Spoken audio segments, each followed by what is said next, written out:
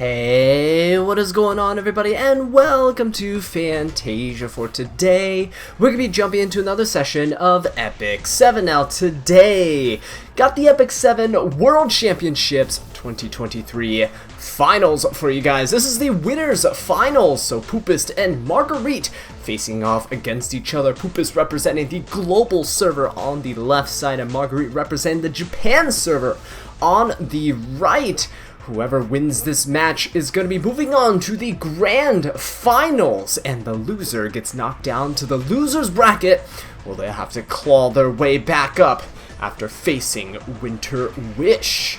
So let's go ahead and jump into this. Poopest with two really powerful pre-bans coming out, Bellion and Navy Captain Landy getting banned out there.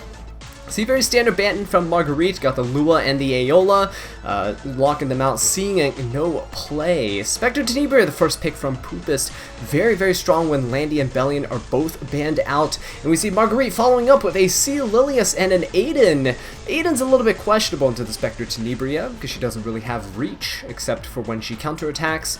And Spectre Tenebria's S1 is uncounterable, so you can actually burn the passive of Aiden by hitting her with Spectre's S1. Which will really hinder Marguerite's team. Now, Yoha coming out along with the Destina on Poopest's side.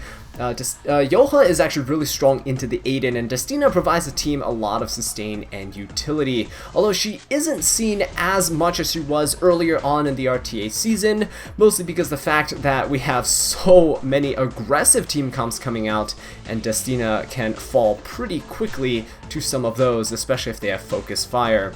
We got Sharoon and Briarwitch Assyria getting picked out, and that's the issue with picking Destina early. Briarwitch Assyria is such a common pick nowadays, used to block out revives from May Chloe and Destina herself here, and that Briarwitch also carrying a lot of potential damage and debuffs. Got that defense break and unbuffable that can really help out the team. Although Destina does have cleansing for the whole team, it's on a fairly long cooldown on her S3.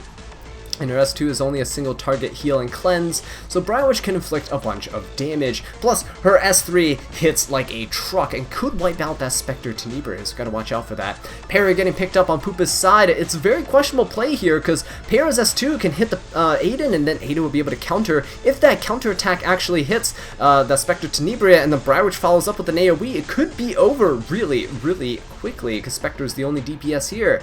Poopest rounding out his draft with a Karina pick, and this Karina is gonna be pretty good into the Aiden, decent into the Briarwitch Assyria, I would say. You have to get kind of lucky in terms of getting that splash damage onto her, either that or knocking her out of stealth, or praying that she doesn't go into Guiding Light so you can focus some damage on. The Para could be pretty decent to Briarwitch though, with that unbuffable, as well as the AoE that can hit her out of the stealth, but the Great Mortelix getting picked out from Marguerite's side. Let's see what the Great Mortelix is capable of here. He's a very strong pick because of the injury into Yoha and his elemental advantage into Para and Karina, and if he can get his rage buff up, he can also ignore resistance, meaning he can defense break units like Destina as well. Sharoon getting banned out here, which I don't think is a great ban overall. Spectre Tenebria definitely going to be the ban here because she is pretty good into the Great Mortelix and into Aiden, because they both have counterattacks built into their kit. So we're going to see here Karina as a solo DPS. Marguerite's team looking fairly strong, although no cleansing, no sustain for his team, right? And no mitigation as well. But oh, that Para coming in hot with that Aiden getting debuffed, getting hit, right? Not evading there, and the Great Mortelix as well, losing that 50-50. So without any cleanses on Marguerite's side, C. Lilius here really doesn't have the chance to Vigor buff the team. Gonna go for the S3 anyway to try to strip some of the buffs off of Poopest's side, decreasing the buff durations by 1 turn, which is gonna help a little bit in terms of reducing this Para's duration of the escort buff and stealth, but it's not going to offer too much in the end. Going to focus fire on the Karina here, a little bit of healing coming out of the Aiden and her S1, but in the end it's not really going to do all that much. Destina gets to take her turn, and now she has the choice of pushing up the Karina here, so let's see if he does that. Nope, ends up going for the Yoha push-up. So Yoha, with that redirect provoke, 100% chance as well. Going onto the Briar Witch Azallea, look at that. And it's a counter Yoha too. Dual attack coming out on Marguerite's side, that Aiden hitting as well. The reflect damage from the Yoha actually mattering a little bit, preventing the Aiden from really keeping that sustain up with her lifesteal built into her S1. But that redirect provoke from that counter attack back onto the Briar Witch Azallea, essentially just locking her down, which is very good. Look at this, the Karina counter attacking, hitting the Mort defense, breaking him. Poopest with the RNG on his side. He seems like the protagonist in this E7 World Championship right here. We got Aiden coming out with an S1. No need to use an S3 as of right now, mostly because the fact that the Aiden is unbuffable. Everyone's unbuffable, so she can't put that invincibility onto the team. Karina gonna go in onto that C. Lilius, popping her S3, hoping that splash damage can kill. No kill onto the Aiden. She's barely alive. The Briar Witch Azallea is saved by her immortality, which does proc, but she doesn't get to keep the buff. So that unbuffable definitely stopping her from seeing another turn. Now Destina could actually go ahead and kill the Briar Witch here. Yep, there we go. Briar Witch could have also been left alone, and if she was, she probably could have killed herself onto the Yoha from that reflect damage. But now we see the Great Mortalix coming out, cycling out of his defense break, although he is under half of his health, which is kind of tragic. Not really sure what he can do here because he can't get his rage buff. See that Karina resisting right there, no defense break coming out. No anti-crit coming out for the team either. See, Lily is the only one that's able to benefit from it, but she is also defense broken, so there is that as well. Now that the Mort has cycled out of his debuffs, Aiden gonna go for the S3, putting the invincibility on the team. Very important here, but Aiden herself is probably gonna be going down very, very soon. Resist coming out of the C. Lilius, no stun from the Para, so C. Lilius here is gonna be taking her turn. Probably gonna try to focus down that Karina right here with another dual attack. Nope, opting to go for the S2, provoking the Yoha. Actually a very smart play, now that I think about it, because Yoha was taking the next turn. She could have actually popped her S3 into the Aiden and probably finished her off there. But nope, Karina's gonna follow up, and with the Aiden's S2 coming out, doing a lot of damage actually.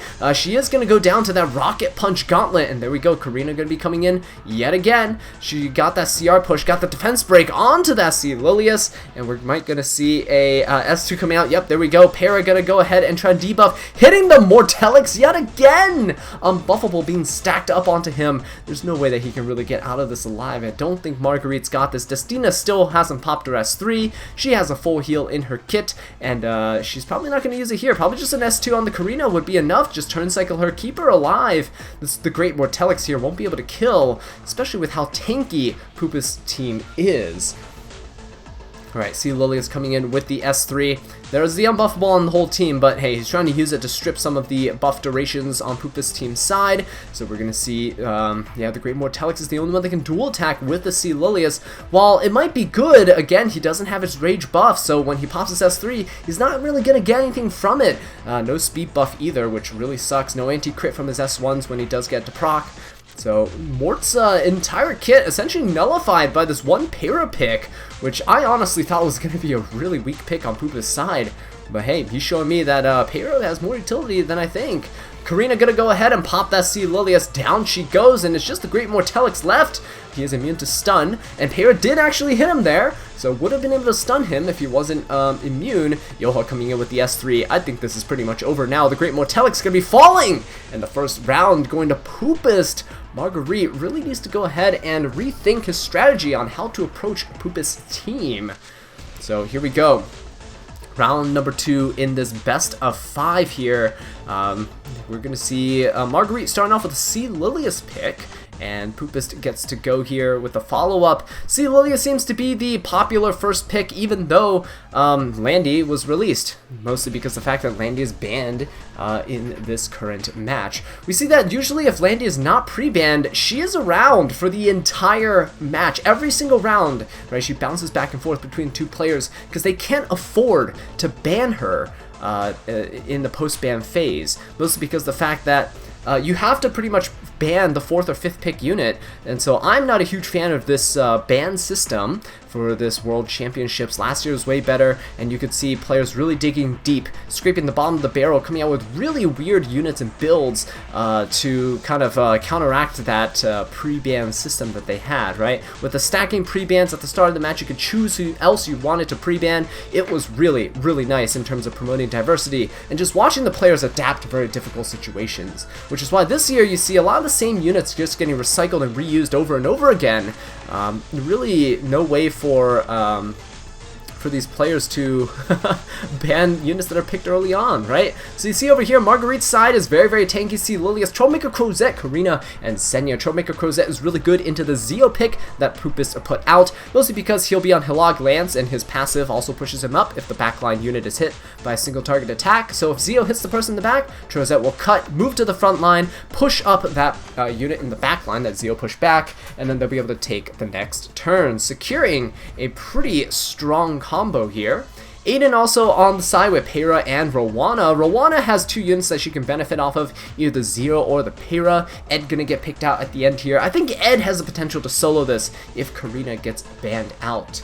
Although Senya with a Spear of a New Dawn is probably gonna be pretty difficult for him to deal with unless he gets lucky and either crits her or she gets unlucky and she debuffs him. But yeah, you see with that Ed pick over there, Karina gonna get banned out. Pera also getting the axe. So Marguerite chipping away at the unit that made Poopest's draft really, really strong. But again, this Ed has a lot of potential here because see, Lilius carries a lot of debuffs in her kit. Troublemaker Crozet, Senya, and Politis all have debuffs on their S1. So if they hit Ed too early on in the match, it could spell trouble for Marguerite. Alright, Zeo's going to be taking the first turn. Rowana is not going to be following up immediately after because that Politis pick from Marguerite, very, very strong.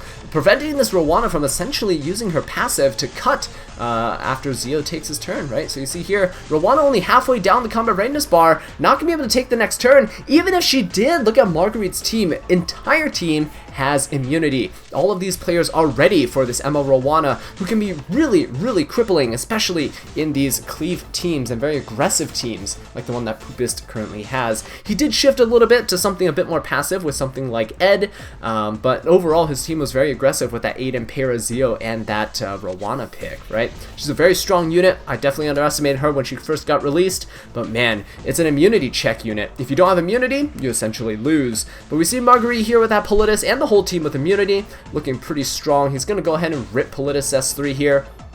He actually overwhelmed Ed with the debuffs, which is very, very smart. So it's going to prevent him from cleansing all of those. Look at him right there with all those debuffs on his side. He even got stunned by the Politis, which is very strong. And leaves Marguerite in a pretty good position. Alright, Aiden is going to be able to go. The entire team is unbuffable, so if she puts an S3 out, it's not really going to benefit anybody. Opts to go for the S1. Nice little dual attack with the Zeo, but she is attacked down. Even with the attack buff, they sort of just cancel each other out here. Senya is going to pop her S3. Doesn't really matter here because the Ed has already countered. He's, yeah, his equivalent exchange is just going to cleanse some of the debuffs that he has on him. Still has a blind, which is not too bad. You can still overload him with debuffs here. Which is going to be pretty good. Look at that double stun coming out onto Rowana. Dual attack with the Troublemaker Crozet. Another counter here. Zeo stunned. And we see the Senya getting a counter. This Zeo is pretty much dead at this point. You don't even have to focus him down really at this point here. Could opt to hit somebody else as well. But he might just want to get rid of that Zeo so that ML Rowana is essentially stuck. With Zeo not be able to take a turn, ML Rowana is going to be stuck in the back lines essentially forever. We see the attack coming in on the Aiden. Very smart play here. Just try to chip her down when she doesn't have her counter attacks. S1 coming out. Shepherd of the Hollow is the artifact on Poopest's Aiden. And we see she is going to heal a little bit, but not a really noticeable amount. Alright, oh yeah, there we go. Politis gonna finish off the Zeo. Rowana essentially stuck in the back line. Look at her combat readiness bar right there. She is not gonna be moving an inch. And she's essentially gonna just be a punching bag for the rest of the team as they try to avoid that Ed and the Aiden. I believe the Aiden has her S2 off of cooldown. And Ed, of course, you don't really want to hit because he'll be able to cleanse and counter your entire team. So there you go. Hit onto the Aiden there from the Senya. The counter attack coming out, but Senya's reflect damage is huge. huge, coming in and killing this Aiden. She essentially just killed herself there, and look at this. Senya being the one that's always brought along, which is really good for Marguerite, able to output so much damage, as opposed to bringing something Troublemaker Crozet or the D-Gem Poopest, which is not really going to be carrying much. Ed gonna go for that S3 onto C. Lilius, actually landing the hit, which is pretty nice. He is sitting there pretty healthy at full HP, and the Rowanna's gonna be a punching bag for all these units that have debuffs on their S1. So C. Lilius on her last legs here. She can probably put an S2 up to get a barrier going. That might actually be able to save her. Redirect Provoke onto that Ed, which is probably going to make him go into the Troublemaker Crozet here. We see the Senya coming in, finishing off this Rowanna. Poopest, of course, wanted to get in on the action as well. Barrier coming up for the Ed, and at this point, he has the potential to 1v4, but that chance is slim, and it's going to keep dwindling as Frenzy goes on, where Senya gets even stronger. So, the stun coming out from the Troublemaker Crozet, this is actually kind of bad. It's not really what you want right now. You wanted Ed to not be debuffed so early on, so that you can cleanse and counter a little bit later when you're closer to the 100% combat readiness bar. But him pushing himself up is not the worst thing ever. He's just going to be able to cleanse everything here.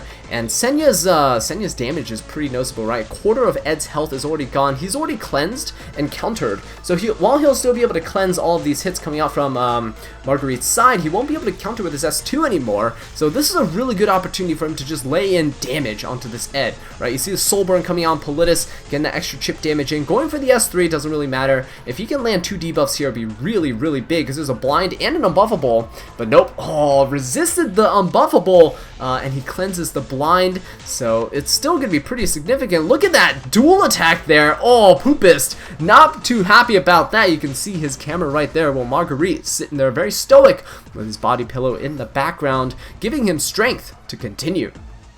So we see the redirect provoke coming out on the Ed. A lot of control coming out on Marguerite's side. So you can see that even with a bunch of debuffers, you are able to keep Ed at bay. While Ed is a very, very strong unit against certain teams, with artifacts and things like Spear of New Dawn chipping away at Ed's health every single turn, it's going to be very, very hard for him to survive here. We see he does have a blind on him, very low health here. He really, really needs to land this crit to be able to heal up. Will he get it? No, he won't. Proof of Valor, Lilius, and he misses. Will he even kill? He won't kill. See, Lilius still alive here. Ed really needed that hit, and if he had it, he might have been able to survive. Equivalent Exchange coming out, healing himself up a little bit, but it's still not enough. You really need to get that kill there. Oh, and the dual attack! Oh, that is gonna seal the deal. There's so many dual attacks coming out from Marguerite, so even while Poopest got really, really lucky with things like his Para and stuff in the previous round, here he's just losing to the 3%, and there you go. Poopest with this very animated there, very, very disappointed in his performance. Alright, so let's go on into round number 3. Poopest starting off, taking that C. Lilius pick away from the Marguerite, saying, hey, you know what, you had enough fun with her. It is my turn now. Marguerite following up with a very defensive play. Hand Guy coming out along with an Ocean Breeze Luluka. Stuff that you see very commonly pre-Landy meta, right? Into C. Lilius. Both of these units, very, very good. You really want to take the Hand Guy and the Ocean Breeze Luluka, because if you just pick Luluka into C. Lilius, they're going to follow up with the Hand Guy, and you're essentially locked out of all your debuffs. Luluka's debuffs can not be cleansed here in this case, where Poopest does not have access to Hand Guy, but if he did have access to Hand Guy, you can easily just go ahead and pop Hand Guy's S3, and all Luluka essentially did was cleanse her team and give him a defense and ice cream buff, and none of the silences or the blinds would stick. As of right now, Poopest is going to go ahead and follow up with the Lionheart Sirmia and the Last Rider Crow into this Ocean Breeze Luluka. Pretty good, because what we can see here is that the Lionheart Sirmia, when Ocean Breeze Luluka does her extra attack, is going to be able to proc, and she could probably deal a nice chunk of damage in return. Last Rider Crow, again, of course, with his true damage AoE S3 that players tend to hate. Because it's so strong coming out as well. Surprised that we don't see a damage mitigation unit coming out on Marguerite's side. Into Last Rider Crown and into Lionheart Sirmia, you could probably see something like a Yolha or an Ice Crow come out, and then they can return the favor by using their S3s as well, nuking somebody off the face of the planet. But instead we see Apoc Ravi and Aiden getting picked up. We've got Briarwitch Assyria coming out as well. If the tuning is correct, then Briarwitch Assyria will be able to go after the hand guy and the cleansing, and you'll be able to strip everybody, put a unbuffable and a defense break up, so that could be huge. Briarwitch Assyria also really good with the Lionheart Sirmia here, because what you can essentially do is defense break the entire team, and if you do happen to miss the Aiden and she counters, then the Lionheart Sirmia can follow up and just nuke everybody who's already defense broken and just wipe them off the face of the planet. If the Briarwitch does not miss the Aiden, it's fine, because usually if you tune it correctly, Last Rider Crow will be going before your Lionheart Sirmia, and you're hoping that the Last Rider Crow will miss the Aiden. If you don't happen to miss the Aiden, it's okay, because then that means she's probably dead. So it's a really good combination, that Briarwitch Assyria and Lionheart Sirmia. Seeing it very often now with a lot of players, even in ladder. Okay, so Poopest is going to end off his draft with a Solitaria. Very good pick into Marguerite's team. Obviously, Hangai can nullify a lot of Solitaria's effectiveness here, but she's really good into Ocean Breeze Luluka, preventing her from gaining focus stacks. Elena getting picked up by Marguerite. I think she's going to get banned out here. A lot of AoEs on Poopest's side, and that would be too much sustain for him to deal with. So there you go. Elena getting banned out. Solitaria as well, getting the axe, essentially shutting down Luluka's entire kit, and the reason why people use her, which is those crippling debuffs on those DPS units. So, yep, we're going to go ahead and jump in with the first 4 units on both sides facing off against each other. And let's see what they're capable of doing. See Lilius opening up this match here. Ocean Breeze Luluka not too far behind. We might see the S3 just come out regardless, forcing that Ocean Breeze Luluka to push up. Oh no, never mind, he is not going to. Opting to go for the S1 here. Really good for bringing that dual attack from that Briarwitch Assyria, actually. A lot of good damage on that Ocean Breeze Luluka. About a quarter of her health already gone from just that one hit. And so now we see Luluka opting to go for her S3. Ice Cream buff, defense buff coming up. Briarwitch Assyria can strip everything. You can see the Cowrick not too far behind here of the Ocean Breeze Luluka, so the tuning is pretty good. He's going to S2 onto the Last Rider Crow, put that attack down onto him, try to nullify as much damage as he possibly can. Briarwitch going to go for that S3. Let's see if she hits the Aiden here. Oh, I see the Moonlight Dreamblade proc, I think. Yeah, so here comes the counterattack. No hit onto this Aiden, but it's okay because look at this. Defense broken A Ravi with the Lionheart Sirmia coming in with their S3, and she is going to do massive amounts of damage. So yeah, look at that. Oh my god, A Ravi just falling immediately. And look at this Aiden also getting hit. Look at that damage onto her. And she is going to get hit with an S1, almost falling. She is actually a lot of HP for an Aiden here. Over 12k health on Marguerite's side, right? Although she is hanging on by a thread with only just above 1000 HP left. She's going to go for an S3 desperate play, try to keep the entire team alive. She is not on lifesteal either. No kill on the Last Rider Crow, so that's going to be it. Because Last Rider Crow is going to pop his S3, and down goes Aiden with all this true damage coming in. The attack down not going to do anything with an HP scaling unit like him. So yeah, Marguerite's going to concede defeat, and there you go. Poopest on match point. Round number 4. Let's go ahead and begin. So we see Marguerite starting off with a C Lilius pick over here, opening up yet again what you know, helped him out in round number 2, right? That's C Lilius, definitely carrying her weight here. Poopest opting to go for a more aggressive draft in return, going for that Zeo pick, which is very strong here, and thinking about the Aiden. He's going to lock that Aiden in. Aiden has not really been working out for Marguerite here, so we'll see what Poopest can do with her in this match here. And following up with the Troublemaker Crozet, we're essentially just running it back. This is a team that, I mean, Poopest used earlier, right, with the Zeo and Aiden. We see the Marguerite with that Troublemaker Crozet here. Karina's banned, I believe, this time around, but Senya is still available for Marguerite. Let's see if he goes for her. She is pretty good into the Aiden, also has a good matchup against Zeo. The reflect damage actually mattering quite a bit, right? So here we go, coming out that Senya pick on Marguerite's side. Poopest now gets the last 2 picks here to round out his draft, and Marguerite's likely going to be fighting the first 4 units that he sees, so he gets 2 more picks afterwards to adapt to the situation. Let's see what Poopest is going to go for. Hovering over that Kisei, it's his #1 wanted skin if he wins the World Championship here, while Marguerite wants that Senya to get some love. We got Hand Guy hovering over the pick here for the draft. Let's see if he gets secured in. He is! He's going to get locked in right here. Poopest really likes his Hand Guy with his Apoc Ravi and his Lionheart Sirmia. Surprised that he's going for the Pirate Captain Flan here. Actually a really good pick into Marguerite's team. This Pirate Captain Flan is essentially a one-girl army, just like Solitaria, right? Just being able to control the entire team with a single S3, especially because there's no cleansing on Marguerite's side, so good on Poopest for taking the Hand Guy, who counters the Pirate Captain Flan pretty hard. So let's see what happens here for the last two picks on Marguerite's side. Celine could actually be a pretty decent pick into Pirate Captain Flan, but with stuff like Zio and Aiden on the other side, I don't think Celine's going to last long enough to be able to make that much of an impact here. So Marguerite decided to go to the Briarwitch Iseria pick, so she looks like she's pretty common in this tournament so far. Pretty good synergy with a lot of DPS units. That defense break, right, acting as a really good opening measure for your damage dealers to come in and clean house, as we saw in just the previous round, right, with Poopest and his Lionheart Sirmia. So Flitica getting picked up by Marguerite. I think Ed could be a pretty, yeah, there we go. Ed could be a really good pick into the Flitica and the Briarwitch and the Senya here. If you ban out the Senya, it could be a pretty good matchup, but I think because the Ed's going to get banned out, Briarwitch should be the ban here. Just because, again, Briarwitch has so much power with that defense break, right? Flitico could be able to push up the entire team. You can see the Briarwitch getting defense breaks on everybody, and the Senya following up with a ton of damage on her S3. So we're going to see those two units get banned out. Makes sense to me.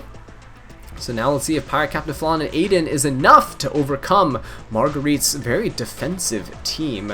Flitica is a really good counter into Zio, especially if she is the only opener on Poopest's side, just because the fact that you can push up your team and you're safe from Zio's single target S3 with your Guiding Light on Flitica.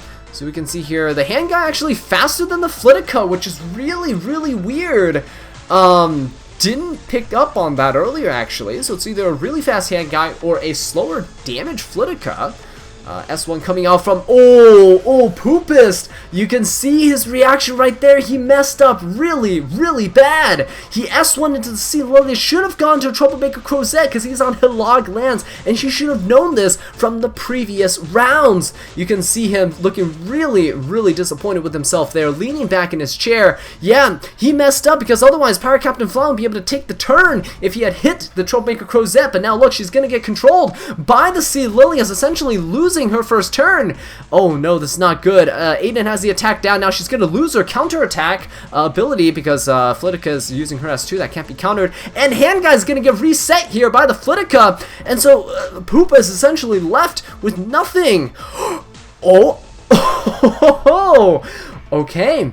All right. Huge turn of events here. Hand Guy deciding that 15% is the way we're going to determine the outcome of this entire match, resisting Flitica, and that was her entire purpose. This match was to stop this Hand Guy from being able to cleanse. And so with that, even though Pirate Captain Flan's going to lose her first turn here, we're going to see the Hand Guy come in and be able to cleanse all these debuffs off of the entire team. So Aiden putting the invincibility onto the entire team. Oh, look at that! Wait a minute! This Pirate Captain Flan just stole the Senya's counter-attack buff. That is going to be huge, because when Pirate Captain Flan puts an S3 and bombs everybody, if you try to hit that Pirate Captain Flan, she is going to counter and detonate those bombs. So she can't plant new bombs with the artifact, because it can only happen on her turn, but doesn't stop her from detonating with that S1.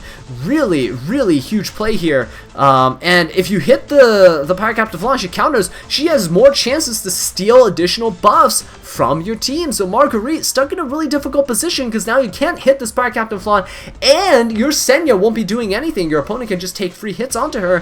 While she does have reflect damage, she won't be countering, and you won't get that splash damage from a Spear of a New Dawn. Alright, so Flitica could be dual attacking to the Aiden, of course, because the Senya is stunned here, unable to really move, and Aiden's going to just try to heal up a little bit. Taking out the Sea Lilius, she is the most problematic unit currently on Marguerite's side because of all those debuffs that she has in her kit that can control Poopest's team. So we see Hand Guy coming in, cleansing himself of his debuffs here, and yeah, oh, sorry, he has immunity, he didn't have the debuffs. That was on the previous turn. So Hand Guy coming in, just gonna go for the S1, push up the Pirate Captain Flan, go for the S3 on the Pirate Captain Flan, should be able to land bombs on everyone here, and if she does, then again, she has a 3-turn counter buff, right? Imagine waiting that out, especially when Senya is still bombed, she's still stunned. Oh no, she's stunned and bombed, which is huge because that means she's stunned on her next turn as well, right? When she waits out this first turn, her stun's gonna fade, and then the bomb has a 1-turn cooldown here, so you see on her next turn, when she moves, she's gonna get stunned again, and that is gonna be pretty bad for Marguerite. Zio gonna be going in onto SC Lilius. Proof of Valor, not gonna be able to stop his immense amount of damage coming out. Troublemaker Crozet gonna be pushing up with that Hilag Lance, and now he'll be taking the turn. Yep, and that's it. Marguerite is gonna concede. I don't think there's any way that the Senya is gonna win against the Pirate Captain Flan there. So look at that, the beautiful stage that Smalgate has set up. Unfortunately, none of the players were able to make it to Korea, so they're all playing from the comfort of their own home. Poop is celebrating with his dog. And yep, that is going to be it for the finals. Stay tuned for the losers finals and of course the grand finals. So if you enjoyed the video, please leave a like and subscribe for more Epic 7 content. And until next time, take care.